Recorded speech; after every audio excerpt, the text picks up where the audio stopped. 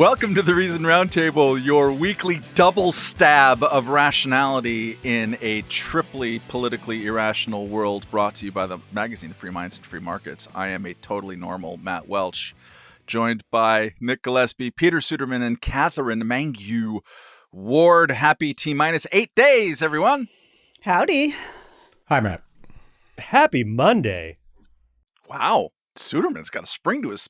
It must be cold up there. We're going to get to the closing arguments in the presidential race here in a moment. But first, a word from our sponsors over at St. John's College. Friends, do you know who's welcome at St. John's College? Everyone. That's who's welcome. From America's founding fathers to the Greek philosophers who inspired them to contemporary critics who are not quite sure that the aforementioned are as awesome as all that. At St. John's College, students encounter Adam Smith and Karl Marx, James Baldwin and Virginia Woolf, St. Augustine and Nietzsche. Here there are no secondary sources, no experts, and no one, I repeat, no one telling you what to believe, let alone you. Instead, it's original sources researched in a community devoted to collaborative inquiry, intellectual humility, and the open discomfort that comes from encountering diverse opinions. Explore 3,000 years of human thought on campuses in beautiful Santa Fe and historic Annapolis. For master's degree candidates, St. John's also offers studies in the great texts of the East, in person or online. Learn more at SJC.edu/reason. That is SJC.edu/reason. Go there today. You will be glad you did. All right. Some more than 40 million Americans have already voted. Katherine, is that you too? Have you done that yet? Okay, just checking. That's like a quarter of the total from the 2020 presidential election. I do suspect that some of our loyal listeners out there in loyal listener land have yet to make up their mind. You're playing ballot box Hamlet. We are here to help you with your pain. Normally, libertarians tend to be the annoying people who kind of exaggerate about how similar and totally the same the two candidates, the two political parties are. And it is true that in many kind of important respects this time around, on certain economic, fiscal, even antitrust policies, there are some similarities that we've probably brought up a couple of times here on this podcast. But there are also some important issues where there is pretty clear daylight between the two major party candidates, who I believe are Donald Trump and Kamala Harris. So that's what we are here to explore today. Katherine, you are the editor of a libertarian magazine, so I've been told. What is one key issue of particular interest to libertarians where Trump and Harris have significant differences?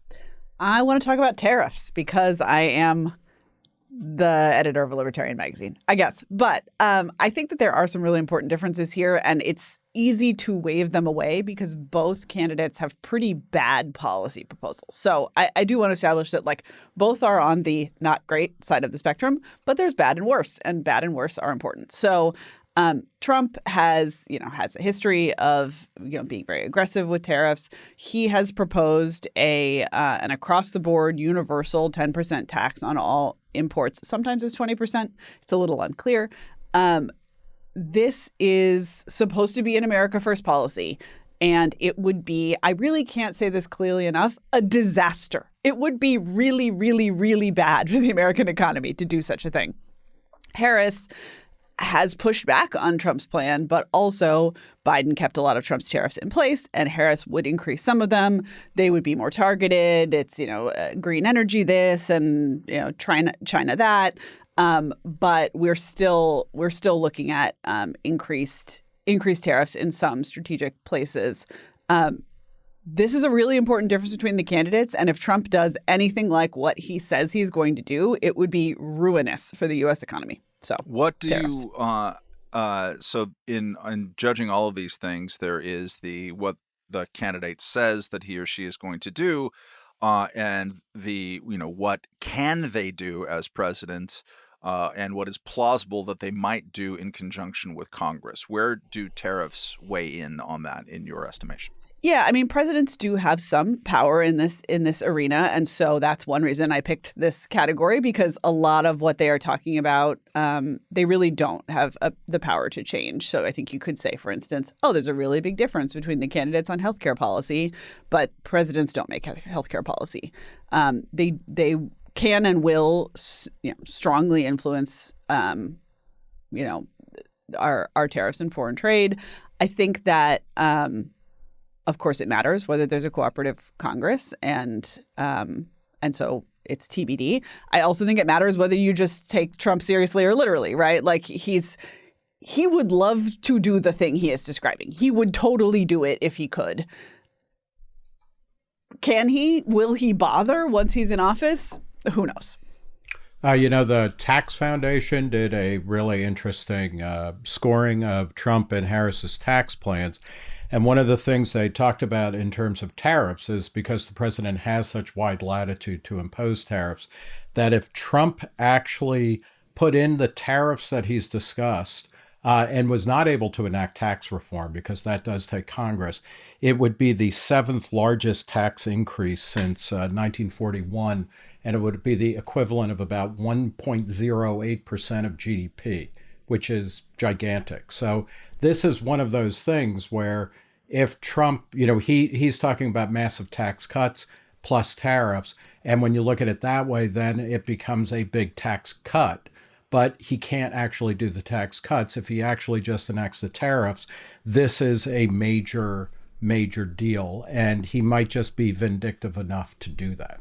Yeah, it's also worth noting that the same folks have looked at how taxes changed under Biden, and I know we're going to get into broader economic stuff later, but taxes have gone down on wealthy people when you kind of go all in under Biden, according to some calculations. And so it's just worth keeping in mind, these guys are running on one thing, and they might, in fact, create a totally different tax environment based on what they can do themselves versus what Congress has to do.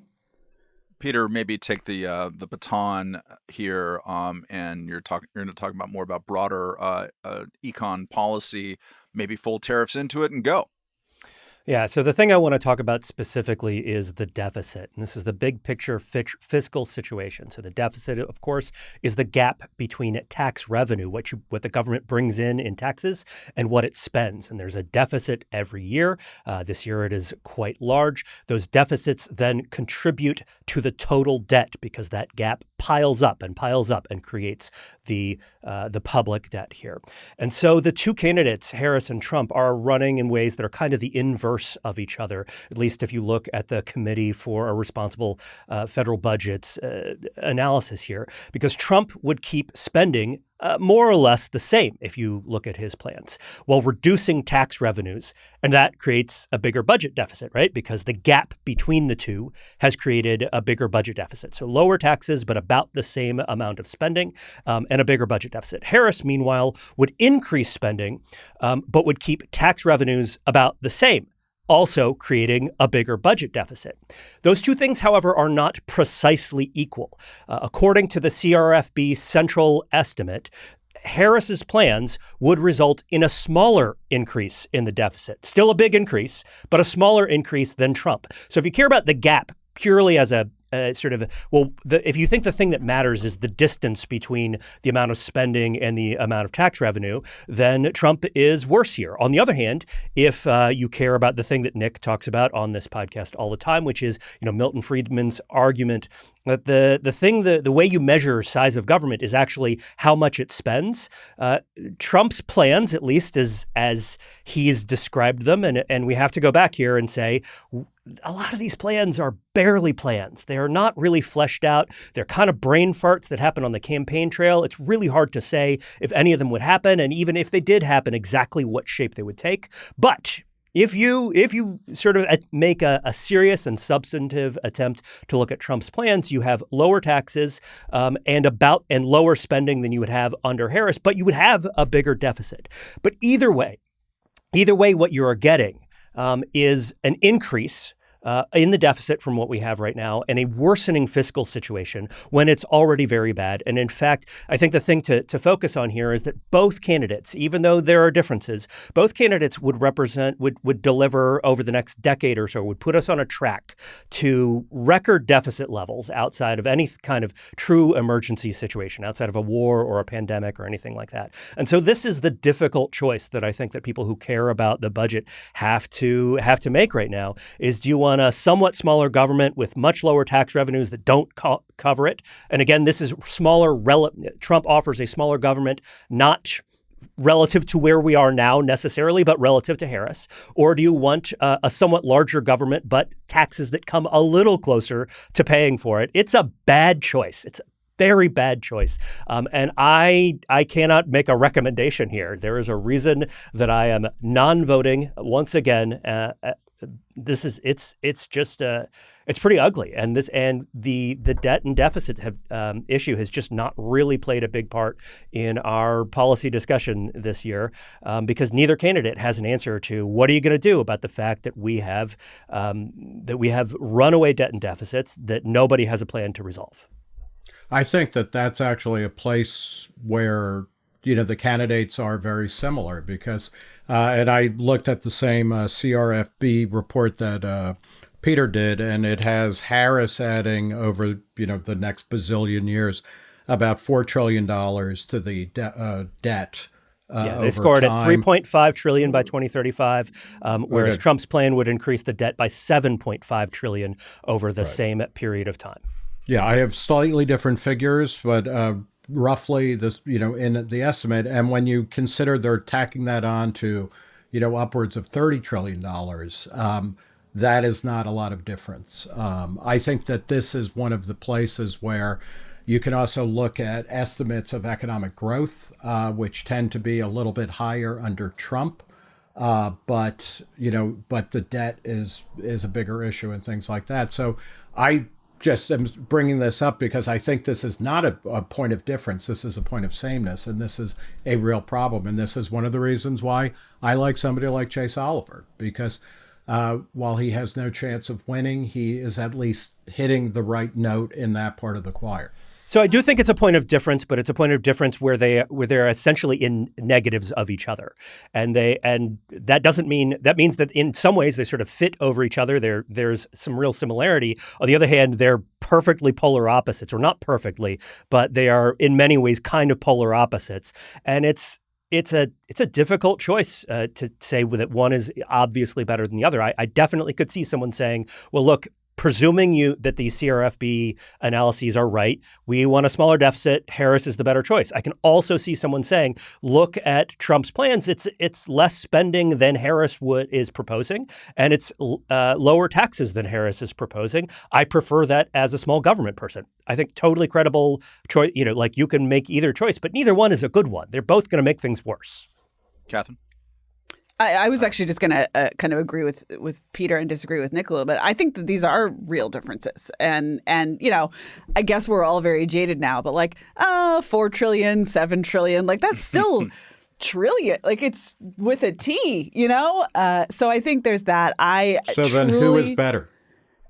I mean, I think it's hard, but I do think it's different. I think this will ultimately be the question that's going to shape the short term, because it is kind of the, well, do we value getting closer to balance, or do we just value smaller government and we let things kind of careen? Well, maybe Friedman's wrong then when he says that spending is the ultimate measure of government. I mean, that can't be right. Milton Friedman's never wrong. He's been wrong about a lot of stuff. Peter, just as a factual query, since you have been lost in the musk of CBO reports over the years, do these kind of projections, I know this is the Committee for Responsible Budget is not the CBO, but when people generally who are respected project future deficits, is there, in the same way that there are in projecting how much X government project is going to cost how much to build writing out? one is going to get done by the end of the fiscal year. Why would you attack me about my afternoon plans like that, Nick?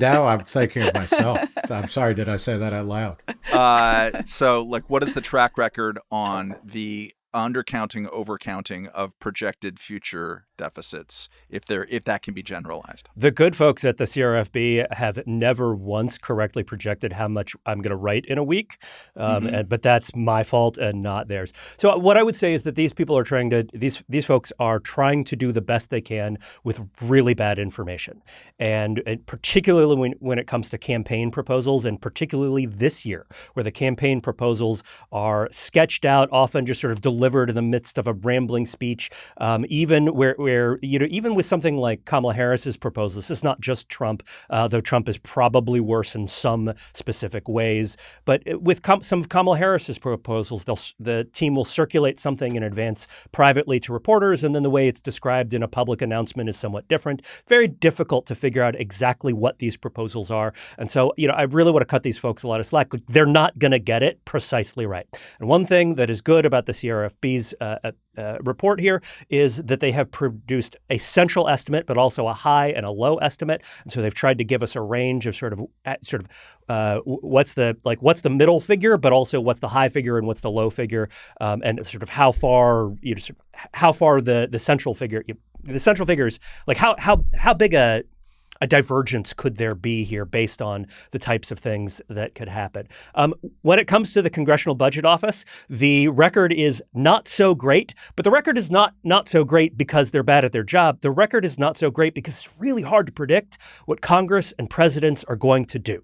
And I think that is true even when you have good, solid plans and when there's some clarity about what the legislation is and what it's going to be. But that is not the situation here. And so it's very difficult to tell and to make an informed choice because the information itself isn't there. I think this is the best information that we have, and this is what I'm trying to rely on. On the other hand, there is not enough information to make a very confident prediction about exactly what is going to happen. And I definitely would say anybody who thinks, these numbers are the numbers, this is what's going to happen. No, this is definitely what's not what's going to happen. But this is something. This is a sketch of something that plausibly could happen based on what the candidates have said and what they have published on their websites and in whatever associated campaign material.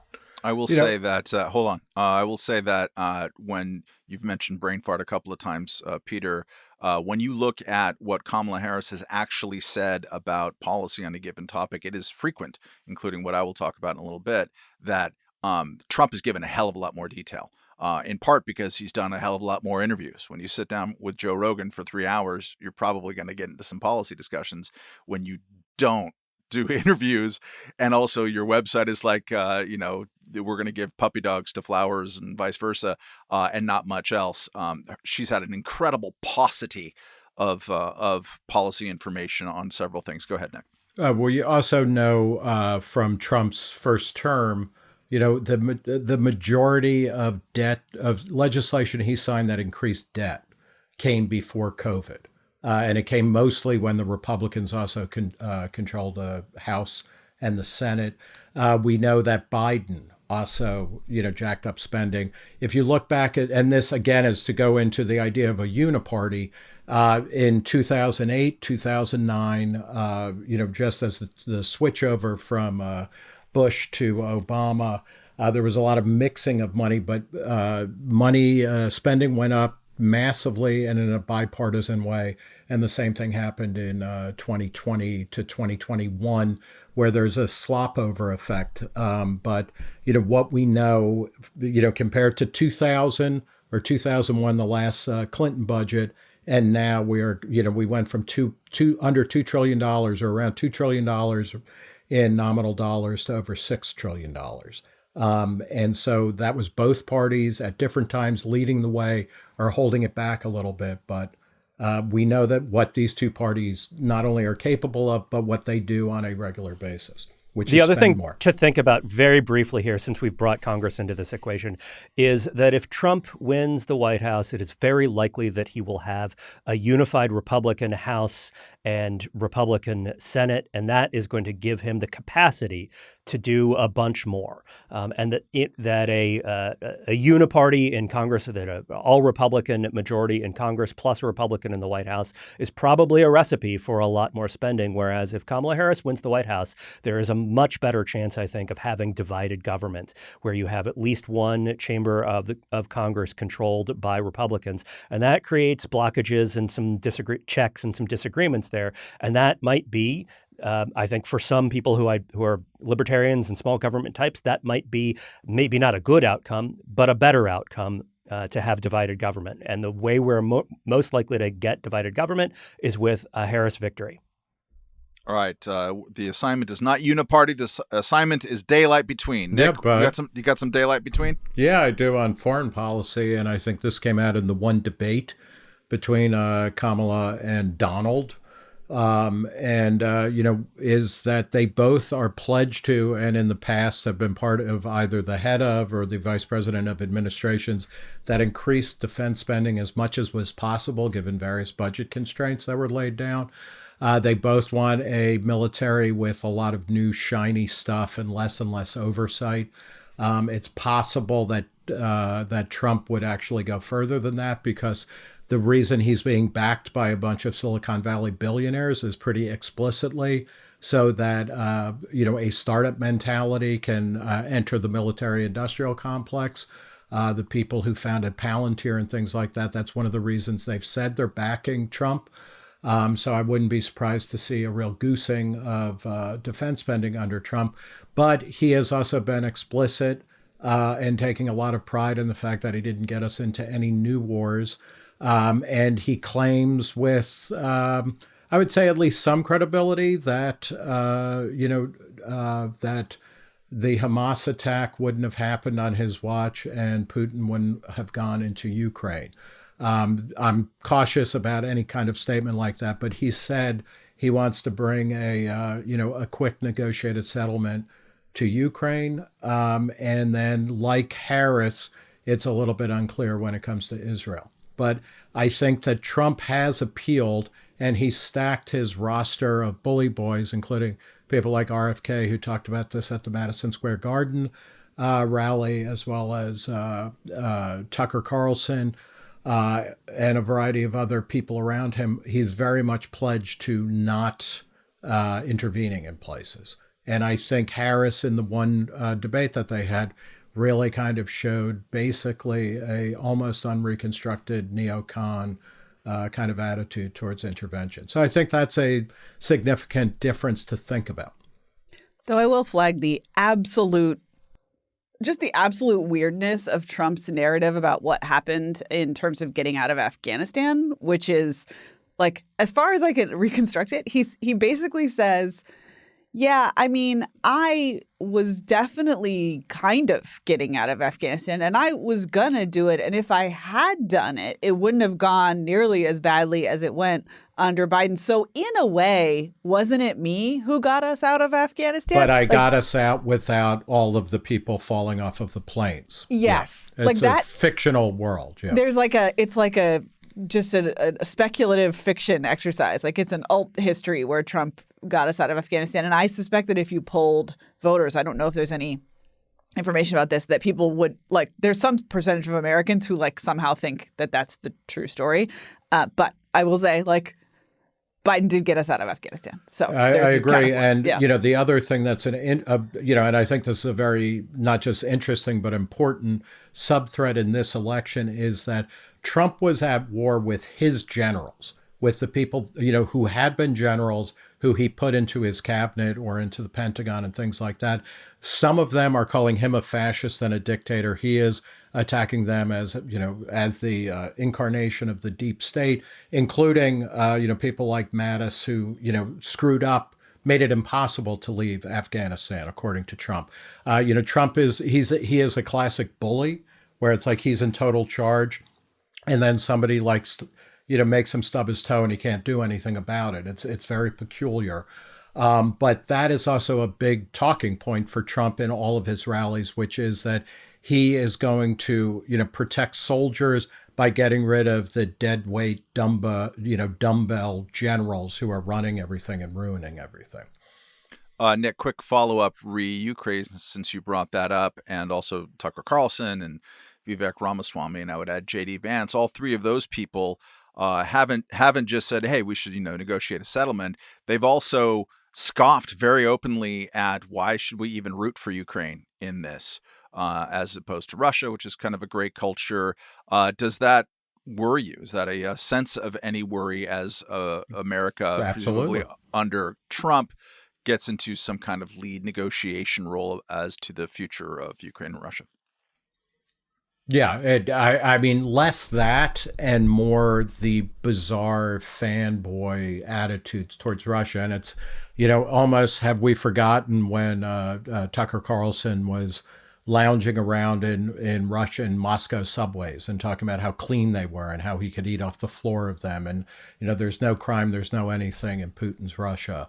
It's deeply disturbing on another level, to the extent that it could well be that, if Trump is in the White House, maybe it disrupts the kind of emerging BRICS kind of axis of power throughout the world and things like that. So I don't know. I find again, both Harris and Trump are more alike than different. I do think on foreign policy we have seen something which is pretty amazing, and particularly when you go back to 2012 or to 2008, where the Republican standard bearers were very much, bellicose foreign policy. Mitt Romney said and was ridiculed for saying Russia is our biggest adversary. John McCain was obviously a military guy who, did not shy away from, singing Beach Boys parody songs about bombing foreign countries and things like that. Trump has really transformed the Republican Party in terms of it. Not just him, but I think of its next generation of leadership is not going to be as interventionist as, the people before him were. Final follow-up, picking up on that, and drawing it backwards towards what Katherine opened with, is there an argument to be had that the increase of tariffs, of making the world go in the opposite direction that it went from 1946 to very recently, which was a generalized global reduction in tariffs, to let's do a lot of tariffs. Doing a lot of tariffs is not a great way to prevent war, is it not? No, it's a great way not only to immiserate Americans, but also to make foreign policy a lot more fractious, and particularly with places like China. As China goes into recession or anything like that, we would actually have a fair amount of leverage over them. Trump, this is also something where Trump has always been kind of stupid on this. I remember back to in the 2016 campaign, where he answered a question about the Trans-Pacific Partnership, and it was clear from the way he was talking about it that he thought it included China as opposed to it being a way to kind of engage China. Rand Paul was the one who called him out on that. He does not have a clear sense of world geography or of, what's going on in the world, even at this late date.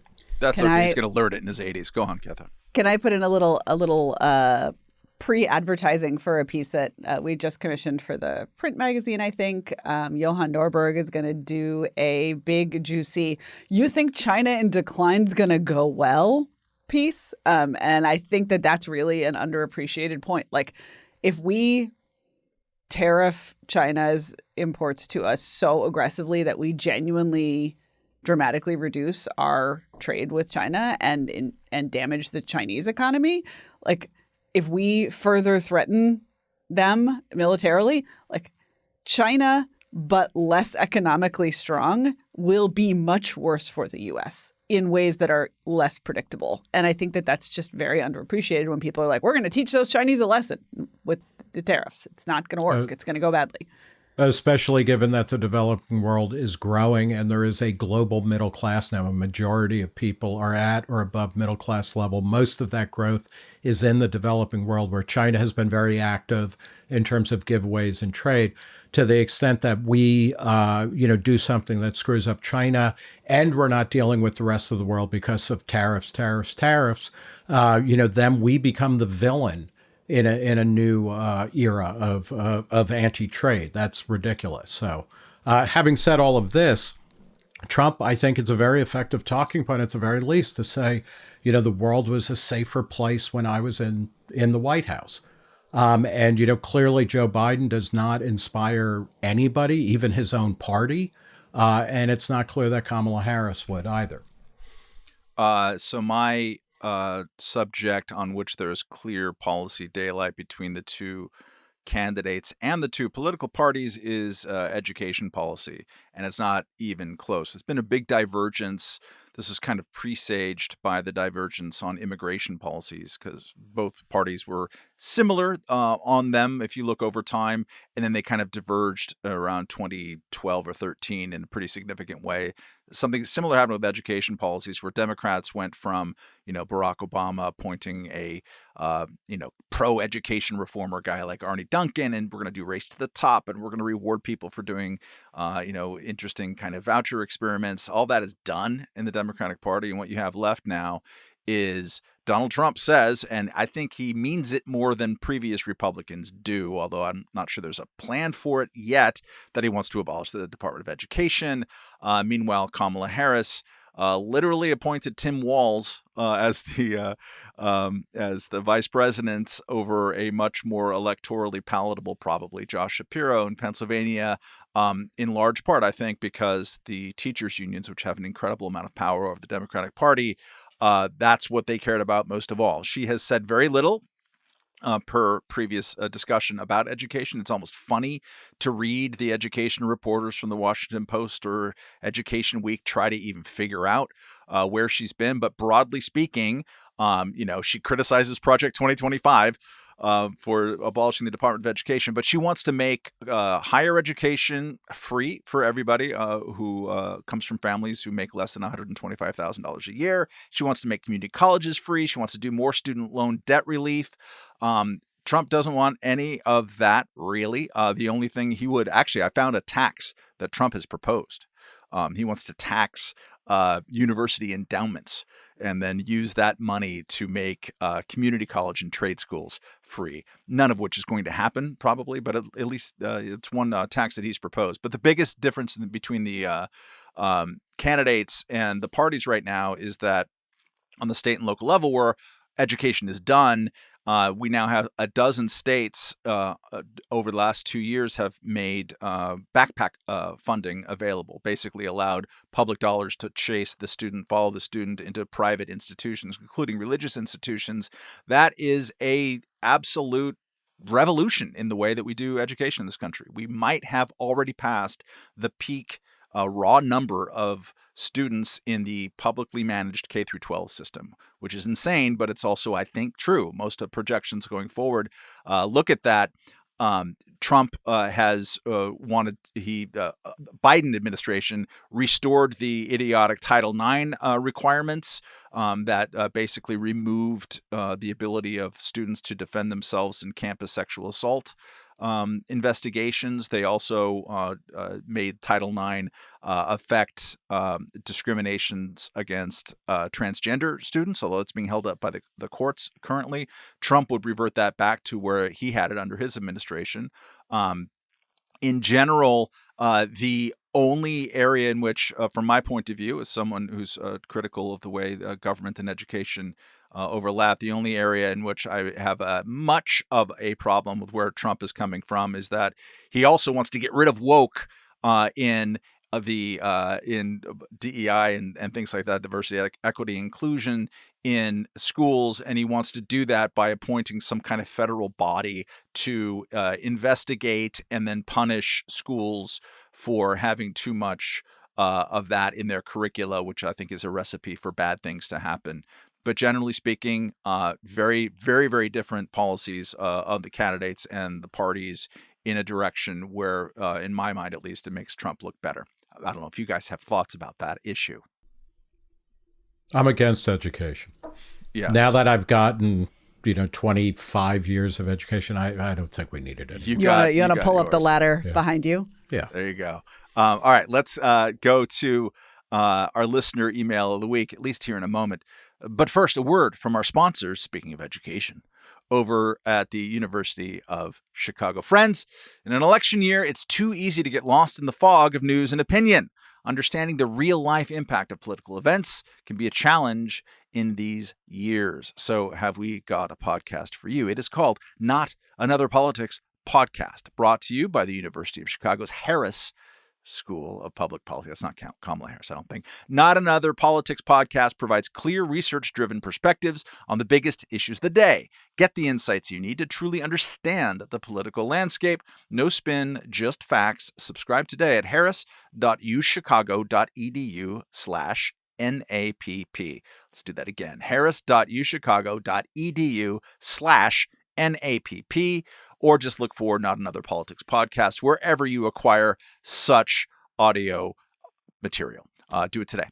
You'll be glad you did. All right. Reminder, email your brief queries to roundtable@reason.com. This one comes from the marvelously named Joel Garzaloni, who writes, Roundtablers, I recently read Reason's staff Who We're Voting For piece.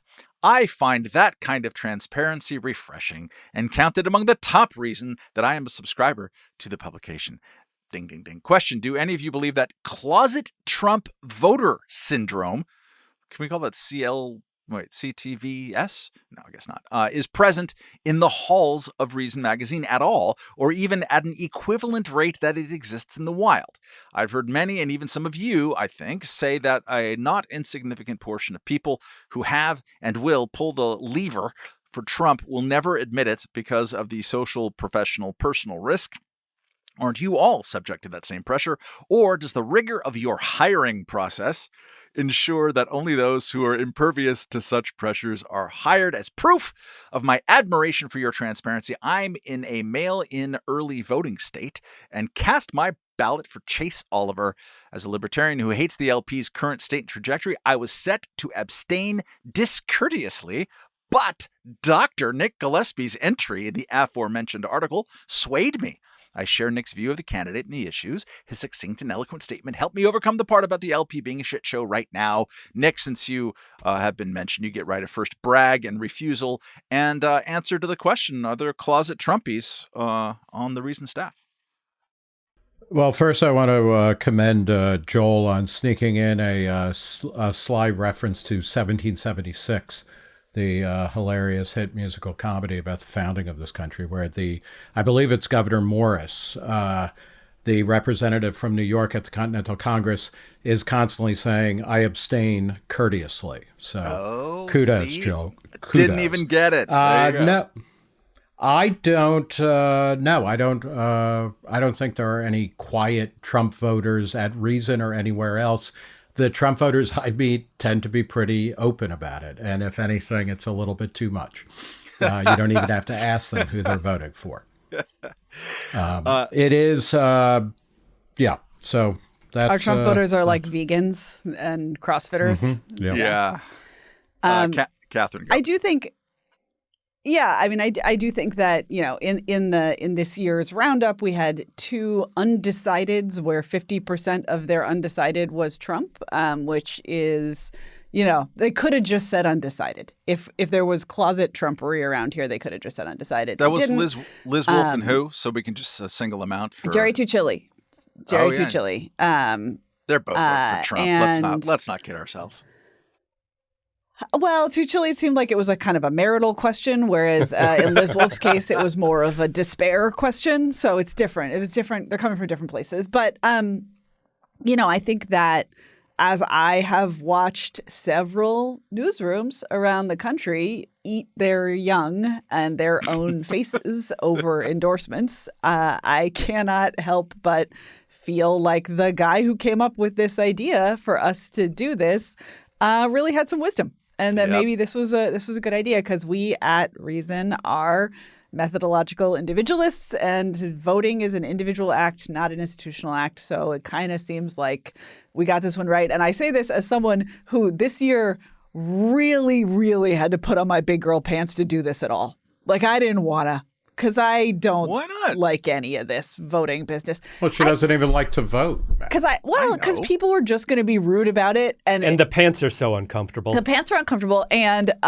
people are just in the mood to be mad. And this is what happens as we get closer to the election. People are in the mood to be mad, and whatever we did was going to be a Rorschach blot for people to be mad. And lo and behold, my inbox is full of people who are mad.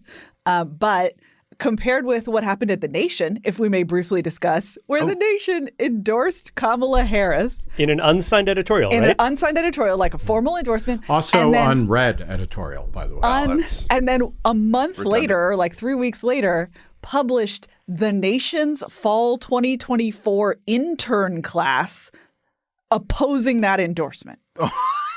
Are you kidding? I didn't even know. It was the byline was literally the fall 2024 interns of The Nation. It wasn't like a bunch of names. It was credited to the fall 2024 intern. And in a way, class. Peter sent this to me, and I was like, there's a way you could have done this that would have been absolutely awesome and hilarious, and like to own it. Except it's The Nation. I don't know any backstory. I don't know anything about this, but I think that was probably several weeks of really awful turmoil, again, akin to what's going down at the Washington Post and other places. So I guess I'm just saying this seems like a decent way to be transparent without being pathologically monolithic. I think it's worth thinking about why would none of the libertarians at Reason full-throatedly endorse Trump. Because a couple people have raised this to me, either publicly or privately. And I don't know, because I've always voted, with the exception of voting for Walter Mondale in 1984, I've always voted for the libertarian candidate, even when it was people like Michael Badnarik, who wouldn't get a driver's license in Texas because they asked for ID or something like that, and getting a driver's license. And, I think libertarians who are aghast that more like LP members are not endorsing Trump, the fact that Trump is a massive spender, the fact that he has called for the shutdown of speech and libel laws and punitive action, the fact that he is talking about mass deportations, talking about millions of people being rounded up.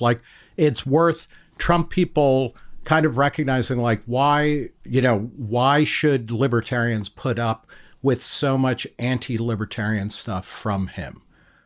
If we are in fact libertarian. And, Trump, if Trump had been, I am going to get out of the way, I'm going to cut taxes, I'm going to cut business regulations, I'm going to fix immigration in a way which doesn't equate to claiming that Haitians who are here legally are eating cats, which is not true, I would have considered voting for Trump. So if he were just a totally different person? No, but this is the anger and the demonization of immigrants is not central. I don't think it's central to his project. And if we talk about the Madison Square Garden rally or even the Republican National Convention, there is a positive agenda that Trump is advancing. And he could be at 60%. I would argue, if he kept to the small government spending stuff and left the culture war stuff behind. I mean, there's a sense now that it's all culture wars, but it's really not, I don't think. But that's why I think libertarians en masse are not voting for Trump. Because I would love to vote for a guy who seriously is going to pardon Ross Ulbricht. I don't know that that's true, because Trump is a liar about a lot of stuff. That would be great. And I would almost vote for him on that one issue if I believed he did that. And if he wasn't talking about deporting millions of people, many of whom look more American than the people on this podcast, meaning we're all going to be in for a weird bunch of hurt. On the other hand, you have Stephanie Slade on this podcast last week channeling Patrick Ruffini, who you've interviewed, Nick, who argues that the realignment in American politics between Democrats and Republicans right now is at least heavily and maybe primarily about culture war issues. And that is one of the reasons why the economic debate that we are having, the fiscal picture debates that we are having are so stupid, is because nobody really cares about them, because the elections are being fought entirely on culture war grounds. Well said. Let's get to lightning round here. On Friday, Donald Trump tweeted, and yes, he's back on Twitter. Quote, I'll do my best to be faithful to various capitalization quirks. Cease and desist. I, together with many attorneys and legal scholars, am watching the sanctity of the 2024 presidential election very closely because I know better than most the rampant cheating and skullduggery that has taken place by the Democrats in the 2020 presidential election. It was a disgrace to our nation. Therefore, the 2024 election, where votes have just started being cast, will be under the closest professional scrutiny. And when I win, those people that cheated will be prosecuted to the fullest extent of the law, which will include long-term prison sentences so that this depravity of justice does not happen again. We cannot let our country further devolve into a third world nation, and we won't. Please beware that this legal exposure extends to lawyers, political operatives, donors, illegal voters, and corrupt election officials. Those involved in unscrupulous behavior will be sought out, caught, and prosecuted at levels, unfortunately, never seen before in our country. End quote. Congratulations, America. Trump's tweet came on the same day that we got news from Lancaster County in the swing state of Pennsylvania that officials found 2,500 suspected fraudulent voter registration forms that had been dropped off at a ballot location. And also this very morning on Monday in Vancouver, Washington, there was an incendiary device that was put into a ballot box drop-off location, burning literally hundreds of ballots. Day before, across the Columbia River, the Great Columbia River in Portland, Oregon, there was another suspected arson attack at another ballot drop-off location. This is fine.gif. Katherine, 2 years ago, you published an Eric Boehm cover story about where we're at with election integrity historically and right now. So how are we doing? How have we been doing since the whole Stop the Steal shenanigans? Unfortunately, I think we are doing worse. Thanks for asking. There's this weird phenomenon that's happening right now where Republican voters are being told, get out to vote. It's really important to vote. Vote by mail if you have to, but vote in person. It's better. And also, our electoral system is completely corrupt. Whatever the vote counts are, they won't be accurate. And we, assume that bias will be against Trump voters. But regardless, it's all a mess. Those two messages are in weird tension. In Arizona, there's been a push to tell Republican voters not to vote by mail so that their votes can count on the day of the election, because they want to set up this condition in Arizona, and this is true in other places as well, where Trump appears to be winning when the polls close. And so then later, if Trump loses because mail-in ballots swing against him, that is the thing that will intuitively feel to Americans like maybe the election was stolen from Trump. So they are just actively trying to create the conditions where it looks like the election was stolen from Trump. And they're going to do it. Like, if he wins, okay, we'll just set that aside. But I've said before, and I believe that it is genuinely possible that we will have some kind of unrest on the night of Election Day in both directions. So there will be people who think that both candidates have won and are mad about it in different parts of the country. It doesn't look good. It really doesn't look good. And the sowing of concern about how our elections are being run is partially real, and it is partially self-realizing, self-reinforcing. Nick, is there any chance on God's green earth that Trump won't claim that the election was stolen if he loses? Yeah, no. And I mean, the real question for Trump is whether he'll continue to insist it was fake, even if he wins, which he did after 2016. 77% of Americans are very confident or confident about the election integrity of their local areas. That's That's pretty high. I don't think there is, in reality, any large-scale voter fraud that has been shown to be determinative in elections. One of the things that I'll add to Katherine's claim about the sowing of dissent about the election is this is something where the Democrats have to also own 8 years now of Russiagate and of claiming that Hillary Clinton lost in large part because of some kind of electoral interference. When major party members are shouting from the rooftops that our election systems don't have integrity, that is a real problem. But I think most Americans recognize whoever wins the election, and the votes will be counted partly on the day of, and then it's about 50% of votes are going to be done early voting, so it's going to take a while to count those after the election. I think the vast majority of people will accept the vote tallies because they do reflect who we voted for. Peter, what can you tell us that we don't know about electoral voting, election? The good word, the trustworthiness or something. Integrity. Yeah, I think there's trouble. Matt has trouble saying integrity, recognizing integrity. I think that's the thing we didn't know.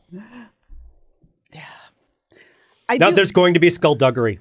There's going to be skullduggery, and I'm very worried about this. And I think this needs to be part of our political project going forward, is that both parties, the senior representatives, officials, people who are in charge of, who are running for president or who are involved in presidential campaigns, need to find some way to come together and lay out conditions in advance that they will, under which they will accept defeat. And this is one of the big problems with Donald Trump, is that when you ask him, will you accept defeat? He will only say, well, I'll accept the results if it's fair and I'm going to win. And he basically won't commit to accepting defeat under any specific circumstances in advance. And the Democrats are also bad on a bunch of this stuff in different ways, but Trump is the worst about this. Trump is absolutely committed to simply not accepting any results that he doesn't like. And that's not the same as being willing to accept results that are unpleasant but true. And this is what we saw in 2020. It was a bad scene that Trump at least allowed, sometimes tacitly encouraged, arguably directed, and at least some of the specifics coming from the Oval Office. It is a bad scene. And when you don't have the ability to have a peaceful transfer of power where one side says, I lost, I admit that I lost, I'm upset about it, it's unfortunate, I don't support this other person, but I lost, and we are now going to accept that I lost the election. When you don't have both sides pre-committing to those conditions, you end up in the situation we are in which a lot of people who live in big cities are afraid that there is going to be rioting, that there's going to be unrest. Our building here at Reason is sending out emergency instructions for what is going to happen in the days after Election Day. I know that this is just a concern that is happening all over the city here in D.C., but also in New York. And that is a terrible, terrible position to be in, where we shouldn't have to take emergency action to board up a building, to have extra security, to say, look, what are we going to do? We've had meetings about what we are going to do if there are riots on the streets in Washington, D.C. That doesn't mean that we're definitely going to have them. That doesn't mean that it's a sure thing. But it is a bad scene. It is a bad situation in which this is now assumed that if Donald Trump doesn't win the election, he is going to say, actually, I did win the election. And then he is going to take some action, whether it's completely ridiculous or deadly serious or some combination of both. We have no idea. But then he is going to take some action after he says, I actually won the election, even though all the evidence says he did. If that is the situation we end up in, which I don't know. But if that is the situation we end up in, that is going to be an ugly couple of weeks, maybe a couple of months, and maybe an ugly couple of years for America. Hooray! All right, let's get to our end of podcast. What we've all been consuming. Katherine, what kind of beautiful, transcendent art have you consumed since we last talked? Unfortunately, I do not think that this segue is going to cheer you up as much as you hoped. I don't have like rockets for you today. I have a really cool book that I just read called Radium Girls by Kate Moore. That's all right. It is about the women who worked in wartime factories using the newly discovered radium to paint watch dials and instrument dials so that they would glow for our boys on the front. And it turns out that you got to use like a really tiny brush and you dip it in the radium and then you paint and then you kind of like lick the brush to make it really pointy. So the thing is, radium was brand new at this time. People were like, it's a miracle substance. And you got to like the thing that this book drove home for me was what a crazy moment when it was like Marie Curie was like, I found this new thing. And it's like you can see through people's bodies with it. And also it glows and maybe it cures cancer. And I'm not sure, man. It seems cool. So people were very into radium. They were like drinking radium water. It was just kind of considered to be this like miraculous substance.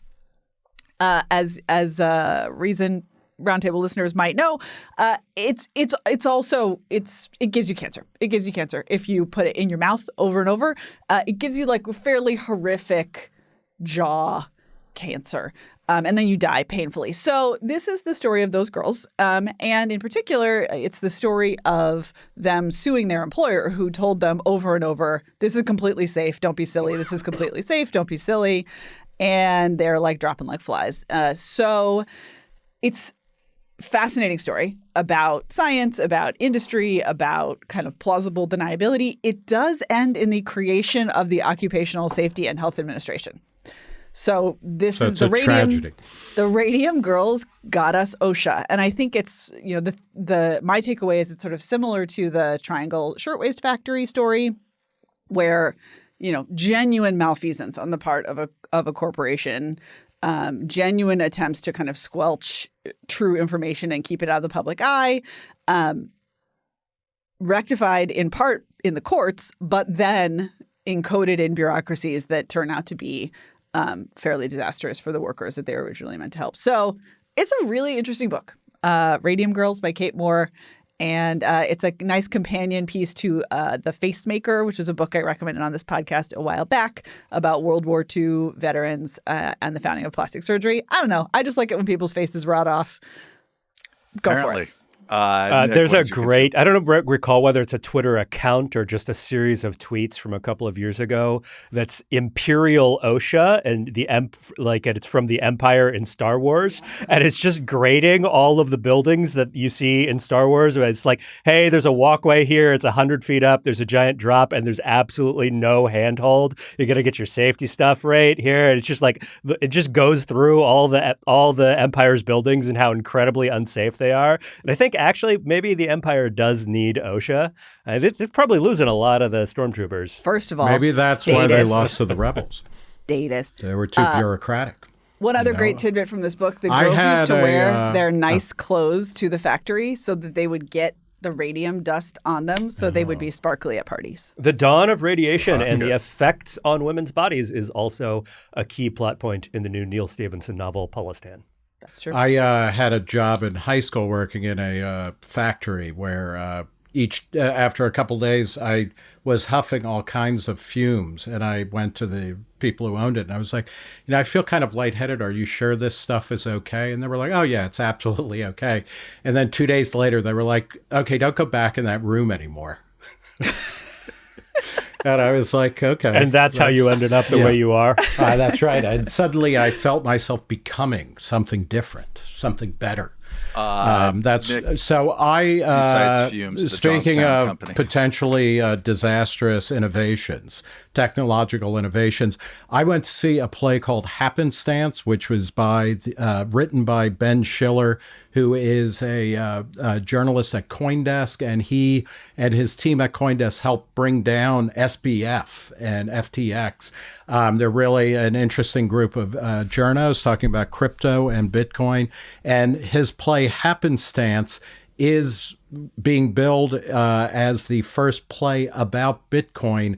It is a very funny, by terms, funny, sad, weird, utopian, kind of disturbing yet totally wonderful play about a Bitcoin scammer who is it's set on the weekend before he's about to go to the slammer. His parents show up who are deeply invested in the business, his brother and his girlfriend. And it's a very good play. It was on the Lower East Side. It had a short run, which is now concluded, but look for happenstance to wherever it gets produced next. It's a wonderful kind of commentary on Bitcoin. And it also gives rise to the idea of we're at the beginning of a place where, Bitcoin, depending on who you talk to, is definitely in the top 10 currencies that's being used on a daily basis around the world.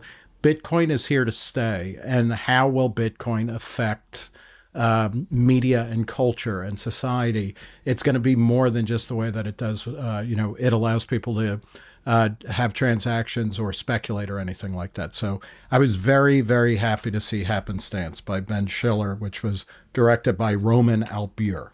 Really delightful. Nice. Peter, what did you consume?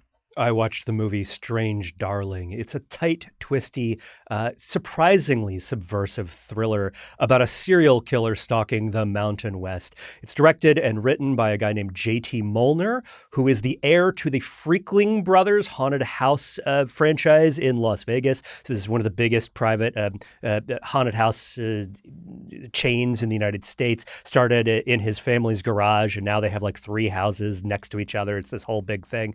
But this is a kind of a very classic thriller in a lot of ways, a little bit Tarantino influenced because it is told in 6 chapters. And the great thing is you get the title card. It's Strange Darling, a thriller in 6 chapters. And then you get chapter and it flips to, and you start with, I think it's chapter 3.